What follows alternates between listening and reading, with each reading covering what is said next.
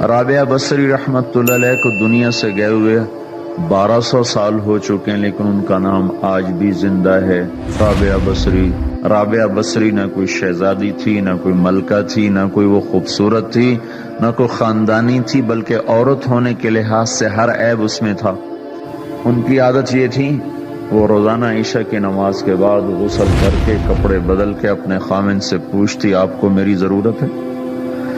اگر وہ کہتے کوئی نہیں ہے تو پھر پوچھتی مجھے اجازت ہے؟ وہ کہتے اجازت ہے تو پھر مصلی پہ کھڑی ہو جاتی اور فجر کی نماز تک مصلی پر کھڑی رہتی تھی۔ ان کا خامن جلدی فوت ہو گیا، جوانی میں ہی بیوہ ہو گئی۔ تو حسن بصری بصرہ کے امام، کیا سارے مسلمانوں کے امام تھے، وہ خود آئے، خود چل کے آئے کہ میں آپ سے شادی کرنا چاہتا ہوں۔ وہ کوئی شادی کا شوق نہیں تھا ان کو، وہ تو اولاد کے قابل نہیں، شکل صرف ان کی نیکی اور ان کا جو اللہ سے تعلق تھا، ان کو یہ لالچ ہوا کہ یہ میری بیوی ہو جائے تو اس کی تو فعل شاید میری بخشش ہو جائے۔ تو ان کے پاس آئے، کہنے لگے رابعہ میں آپ سے شادی کرنا چاہتا ہوں، خود پیغام لے کر آئے۔ تو انہوں نے فرمایا میری 4 باتوں کا جواب دے دو تو میں شادی کر لیتا۔ کہنے لگے کیا؟ کہ یہ بتاؤ میں جنتی ہوں کہ دوزخی ہوں؟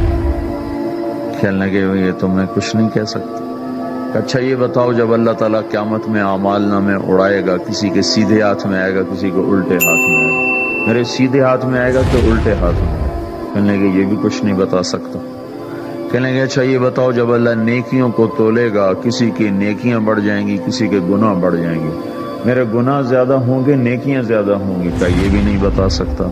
کہ اچھا یہ بتاؤ جب لوگ پل صراط سے گزریں گے، کوئی پار نکل جائیں گے، کوئی نیچے گر جائیں گے، تو میں پار نکلوں گی کہ دوزخ میں گروں گی؟ کہنے لگے یہ بھی میں نہیں بتا سکتا۔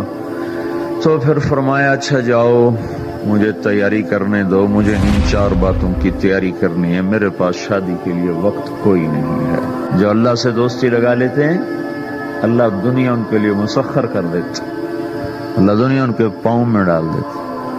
تو جب ان کا انتقال ہوا، رات کو ان کا انتقال ہوا، تو اپنی خادمہ سے کہا بس 2-4 آدمی بلا کے مجھے جلدی سے دفن کر دو، کسی کو نہ بتاؤ، صبح لوگوں کو بتا دینا، اور مجھے کفن دینا میری اس چادر میں جس میں میں تہجد پڑھا کرتی تھی۔ تو انہوں نے راتوں رات دفن کر کے صبح اعلان کیا، شور مچ گیا، ہائے کیوں بتایا، کیوں نہیں بتایا، کیوں؟ تو اگلی رات ان کی خادمہ نے ان کو خواب میں دیکھا، سبز لباس پہنا ہوا، حسن و جمال، سورج چہرے پہ چمک رہا۔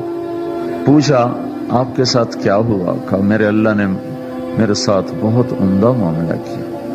کہا آپ کی وہ چادر کہاں گئی جس میں آپ کو کفن دیا تھا؟ کہا وہ اللہ تعالیٰ نے اتار لی ہے اور مجھے جنت کا جوڑا پہنایا ہے، اور اس چادر کو اللہ نے سنبھال کے رکھا ہے، جب قیامت کے دن میری نیکیوں کو اللہ تولے گا تو اس چادر کو بھی اس میں تولے گا۔ انہوں نے پوچھا منکر نکیر کا کیا ہوا؟ کہا وہ آئے تھے تو انہوں نے مجھ سے کہا من ربکی، تیرا رب کون ہے، تیرا رب کون ہے؟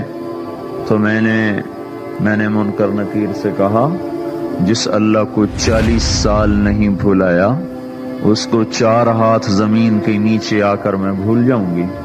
کہ جس رب کو 40 سال میں نہ بھلا سکی اس کو 4 ہاتھ زمین کے نیچے آ کر میں بھول جاؤں گی؟ تو منکر نکیر نے کہا اس کا آگے کیا حساب لینا، چلو بھائی واپس چلو۔